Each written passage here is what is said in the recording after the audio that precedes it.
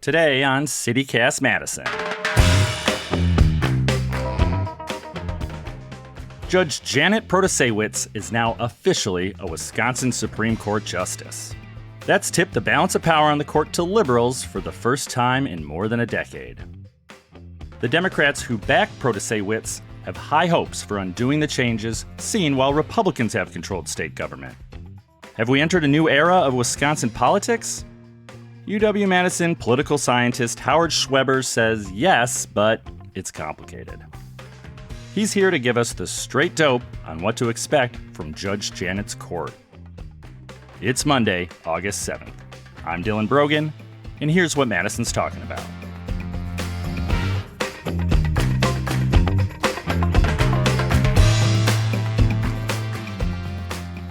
Thank you for joining us today on CityCast Madison. My pleasure. Thanks for having me. So Judge Janet Protasiewicz, she joined the Wisconsin Supreme Court last week. How big of a deal is this for Wisconsin politics? Is this like Aaron Rodgers leaving the Packers or Brett Favre leaving the Packers?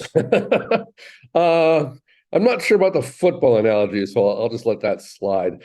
Obviously, it's a huge deal. The court has been narrowly divided, but governed by a very conservative is kind of a weak word, a right-wing majority for a whole bunch of years now, more than a decade.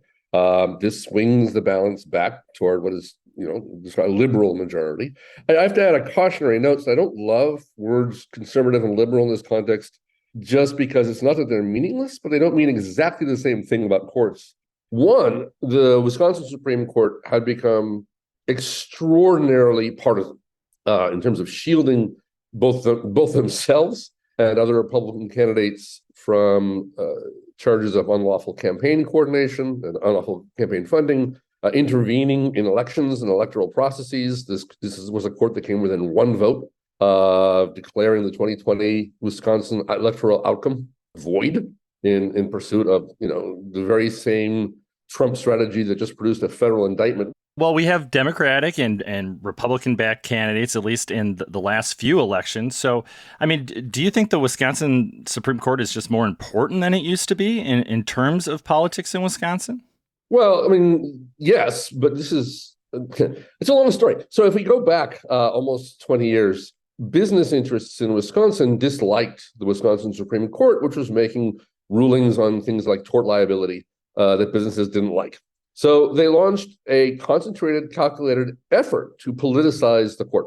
In theory, even to this day, we have nonpartisan judicial elections, but starting with the elections of Annette Ziegler and Justice Gableman, that changed.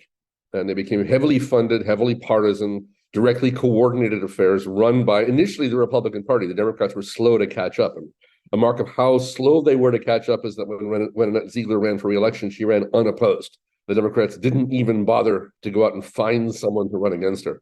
That won't happen again. Obviously, at this point, both parties are involved completely in the electoral process. And part of the reason is that the courts do a lot of really important stuff. But partly that becomes circular. The more politicized the court has become, the more eager it has been to intrude into highly political questions, and that cycle continues.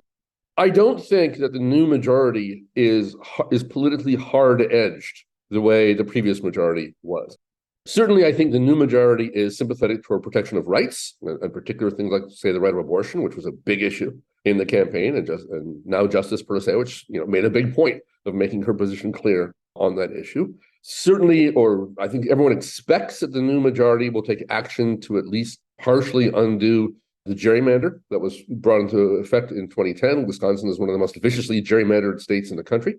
Which is why Republicans control both houses of the legislature, despite the fact that most electoral cycles, they get a minority of the popular vote in those elections. That's something that is both partisan. On the one hand, it favors a particular party, and somewhat philosophical. How much should courts be involved in ensuring that elections remain democratic? On both of those scores, the new majority's position is expected to be a very sharp shift away from the one of the previous conservative majority. So let's just say that the current maps are thrown out. I mean, what does that mean for all the decisions that the legislature made? There's no retroactive invalidation of all the laws made under a districting map. Although, I mean, in some sort of theoretical sense, You can say there should be. There's a famous case that came up after the Civil War, which is, what do we do with all the legal actions taken by Confederate states while they were Confederate states?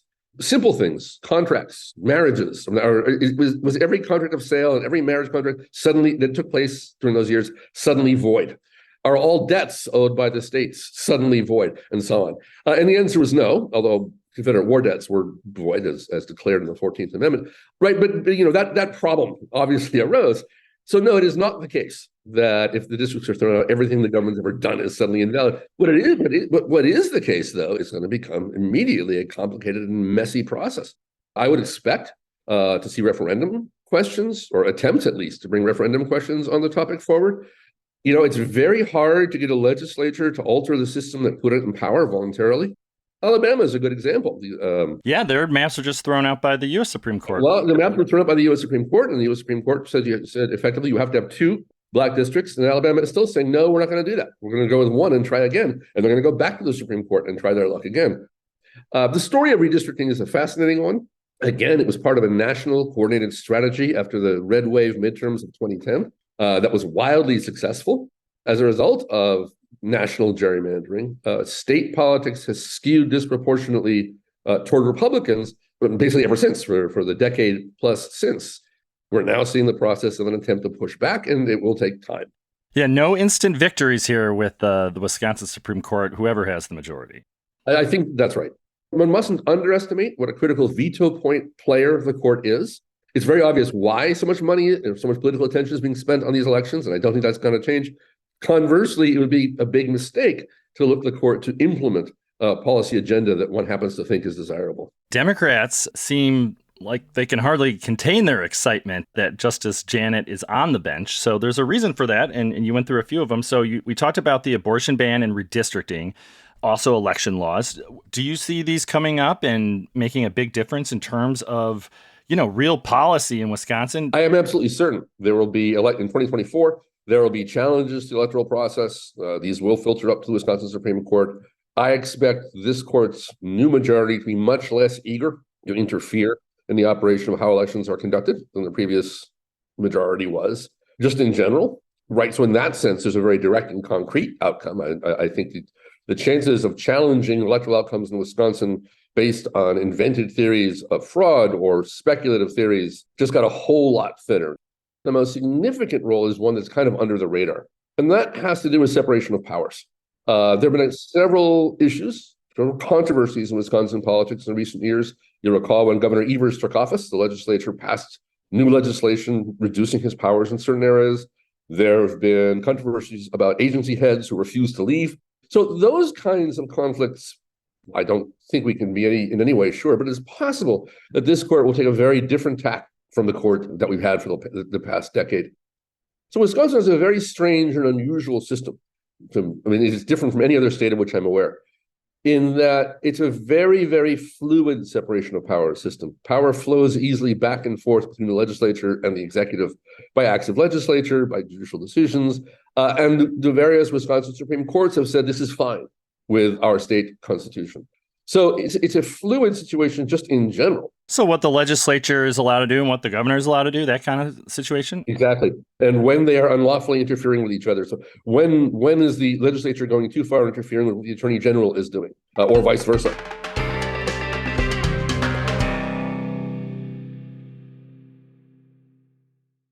Former Governor Scott Walker, his Act 10, which essentially busted public sector unions in the state, that's been in place for more than a decade now. Have you heard any rumblings about that facing a new legal challenge? I'm not aware of a plausible challenge that this court could or is likely to take up on that point. Lots of people thought Act 10 was a very bad idea. And of course, lots of other people supported it. But the argument that it violates the Wisconsin Constitution is not one that I've seen spelled out in a way that I find persuasive. Certainly not persuasive enough, I think, to tempt this court, this new majority, into exactly what conservatives are claiming is going to happen, which is our guys were hyper activist on our behalf. Now you're going to be hyper activist on behalf of progressives. I think Protasevich and I think others on the court whom we describe as liberal are concerned about the reputation that Wisconsin Supreme Court has gotten. Historically, Wisconsin was a clean politics state. We always used to make fun of Illinois. back in more than 10 years ago now, almost 10 years ago, a place called the Sofra Center for Business Ethics out of Harvard Business School did a study of state court systems and found that Wisconsin's was among the most corrupt in the country. What they meant by corrupt was not that people were taking bribes in parking garages, but what they called legal corruption, the most prone to capture by special interests, the most prone to issuing rulings that are inexplicable other than as seeking advantage for people who, for example, donated to their campaigns, the most exposed to direct political influence. That was a big change in Wisconsin culture and Wisconsin judicial culture. Democrats, they want to get rid of Act 10. Maybe they see this new liberal majority as the way to do it, but just because you don't like it doesn't mean it's illegal, is what you're saying. Exactly, or unconstitutional. And it's not, Democrats have a long history of putting too much reliance on courts.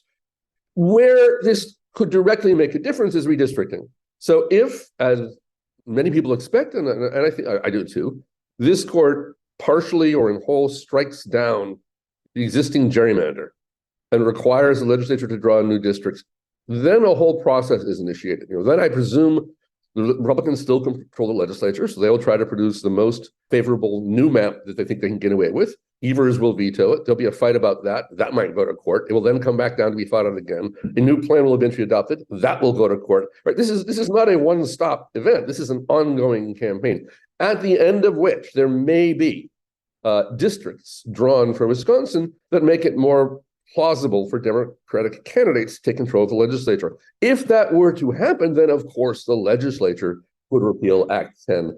But I don't think there's any substitute. If you're someone who feels deeply that Act 10 needs to be gotten rid of and teachers' unions need to be restored and all of those things, I don't think there's any substitute for the hard work of doing it through politics. I don't think that this new court majority is going to try to offer a shortcut. Conservative Justice Brian Hagedorn was interviewed by Upfront recently, and he said, you might as well get rid of us, referring to the court, if it's just going to be another arm of the usual political apparatus. But isn't that kind of exactly what the Democrats expect from Protasiewicz being on the court to some degree? If they do, I think they'll be disappointed. I think Hagedorn is exactly right. He's a bit of a maverick within conservative political circles. Because he didn't overturn the 2020 election. That's right. Among other things. What he did not add is, and for the last 10 years, that's exactly what this court has looked like. I think Hagedorn is publicly, I don't know what the word is, inviting or encouraging or asking his colleagues, including his new colleague, to move the court away from that position and from being viewed in that way. Yeah. And did it strike you even as a little odd that Justice Hagedorn did a TV interview? Is that something that Supreme Court justices in Wisconsin do? Not very often. But that just goes to my point that I think he was trying to say something very important. And I think he was speaking to multiple audiences. And I think he was speaking to the public and to his colleagues and saying, let's let this be let's return to being a court in the way we used to talk about being a court, if we can, because we keep going down this road, the outcome is very, very bad. And I think that the liberals on the court agree with him on that point. Do you think the state Supreme Court, and we've talked about this quite a bit, about when this partisanship nature really began? It sounds like the 2000s, but was it always this partisan? No, 2008. Very specifically, and it's not always this partisan. This was by design. This was a strategy. It became a strategy that spread nationally. Conservatives realized that if you capture the state courts, you can do a lot of things. They also discovered, for example, that if you capture local school boards, you can do a lot of things. And that was a big strategic shift. And in Wisconsin, it was a very self-conscious, very deliberate strategic choice to politicize the court in order to get control of it in order to secure economic benefit for certain interests, notably Wisconsin manufacturers and commerce. A problem is, it's very hard to run campaigns based on tort liability. These are complex issues that are tough to reduce to sound bites in television commercials. So very quickly, what started out as an effort to get control of the court in the interest of more libertarian economic laws and legal principles than those that were in place turned into an outright culture wars capture of the court by what were first called Tea Party activists and later MAGA activists, right? By that branch, that sort of extreme branch of the Republican Party. And the reasons, to political scientists are very straightforward. It looks a lot like a primary. Turnout is low. In off-year judicial elections, turnout was traditionally low, 20 and 25%. Money mattered a lot in mobilizing people, and more in getting people to the polls than it did in, for example, getting face recognition across the state. Specific issues aside, we can hope that this is a step away from that particular brink, although obviously we'll have to wait and see. The abortion issue and the districting issue, those are on the table. They're extraordinarily controversial. They are extraordinarily politicized. I don't think there's any way around that. Ultimately, though, in both instances, we'll have to wait and see, but ultimately, a lot of questions still will be decided by the legislatures, by the two houses of the Wisconsin legislature. So Judge Protasewicz's election in last April was the most expensive judicial race in the nation's history. And there's another liberal-backed justice, Ann Walsh-Bradley, and she's been on the court for a long time. Her term is up in 2025. Do you expect that race to be as high profile as this last one? Absolutely. If anything more. I mean, first of all, we'll be past the 2024 election. I have no idea what the political landscape will look like at that moment, but it will look different. The motivation to have control of the court, of the state court, is not in any way diminished. If anything, it's increased. I mean, one interesting backstory here. This is obviously a very complicated topic, but one interesting backstory is that the U.S. Supreme Court, in a whole slew of areas, has gotten out of the rights protecting business. I mean, abortion is only one example, which has a result that rights questions have now filtered down to the states to be determined under state constitutions. That makes state Supreme Court decisions more important than they used to be. I suspect this is the new normal. Thank you for all your insight on what's happening with the Wisconsin Supreme Court. Professor Howard Schweber, thank you for joining us today. My pleasure. Have a good day.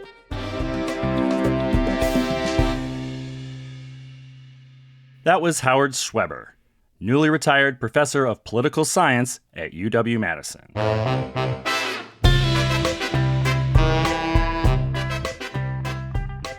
And here's what else Madison's talking about. Bottoms up, Bucky. Starting this fall, UW-Madison will be selling beer, wine, and hard seltzer at Badger basketball and hockey games. Previously, only fans in the Kohl Center's box suites were allowed to have a cold one at the game. Alcohol sales at Camp Randall during UW football games will still be prohibited. Universities making money off booze is a growing trend at college sports venues. Former UW-Madison Chancellor Rebecca Blank had opposed expanding alcohol sales at Badger games, but new UW Chancellor Jennifer Mnuchin signed off on the change. And it's Madison Comedy Week. There are multiple comedy shows of varying styles and formats every night through August 13th at venues all around town, including the sessions at McPike Park on Friday, August 11th. For details, see our show notes for a link. That's all for today here on CityCast Madison. I'm Dylan Brogan. If you enjoyed the show, why not share this podcast with someone who thinks powdered wigs should make a comeback? We'll be back tomorrow morning with more news from around the city. Until then,